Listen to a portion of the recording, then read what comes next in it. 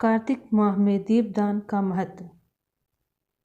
कार्तिक माह में दीपदान की एक बहुत ही महत्वपूर्ण कथा है जो मैं आपको सुनाती हूँ। कार्तिक माह में दीपदान करने से स्त्रियों और पुरुषों द्वारा जन्म से लेकर अब तक अर्जित पाप कर्म नष्ट हो जाता है। इस विषय में एक प्राचीन कथा बहुत ही महत्वपूर्ण है, ध्यान से सुनिए। प्राचीन काल में द्रविड़ देश में बुद्ध नामक एक ब्राह्मण निवास करता था।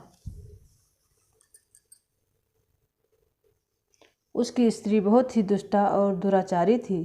उसके संग दोष से पति की आयु क्षीण होकर वह मृत्यु को प्राप्त हो गया। पति की मृत्यु के पश्चात वह स्त्री उसे घृत कार्य में लगी रही। लोक निंदा से उसे तनिक भी लज्जा नहीं आती थी। उसका ना तो कोई पितृ था, ना ही भाई। वह सदैव भिक्षा से प्राप्त अन्न को ही ग्रहण करती थी। वह अपने हाथ से बनाए हुए शुद्ध भोजन को भी न खाकर मांग कर लाए गए बासी भोजन को ही करती थी। वह तीर्थ यात्रा से भी सदा दूर रहती थी और ना ही कभी उसने मंदिर आदि में जाकर कथा प्रवचन ही सुना। एक दिन कुत्स नामक एक विद्वान ब्राह्मण भ्रमण करता हुआ उस ब्राह्मणी के सत्कर्मों में लिप्त देखकर उससे बोला, मूर्ख स्त्री, तू मेरी बात ध्यान पूर्वक सुन। यह शरीर पानी के बुल्ले की भांति है।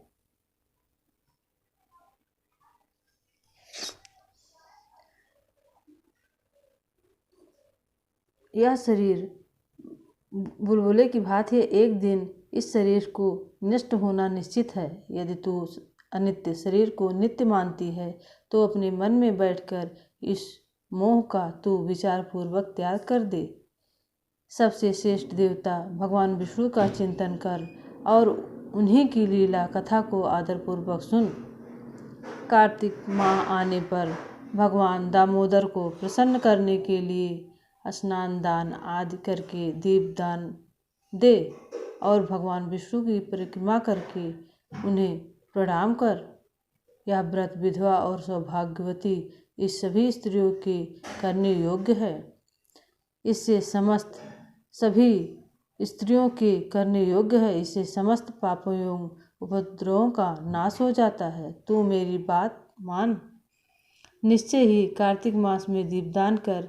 इससे तू निश्चित रूप से भगवान विष्णु की कृपा प्राप्त कर लेगी।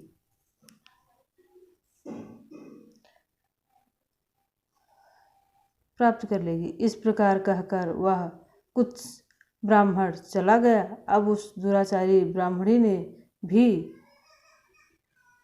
पश्चाताप करते हुए यह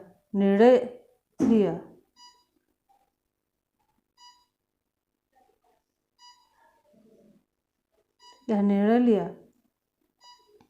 कि वह कार्तिक माह में व्रत अवश्य करेगी। कार्तिक माह आने पर उसने पूरे माह प्रातःकाल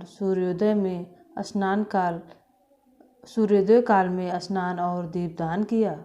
कुछ समय पश्चात आयु समाप्त होने पर वह मृत्यु को प्राप्त हुई। वह स्वर्ग लोक में गई। समय अनुसार वह मुक्ति को भी प्राप्त हुई। जो व्यक्ति कार्तिक व्रत में तत्पर होकर दीपदान के इस इतिहास का श्रवण करता है और स्वयं भी दीपदान करता है, उसे अवश्य ही मोक्ष की प्राप्ति होती है। ओम नमो भगवते वासुदेवाय। अगले चैनल में हम आपके लिए लाएंगे संपूर्ण कार्तिक पुराण की कथा। तब तक के लिए ओम नमो भगवते वासुदेवाय।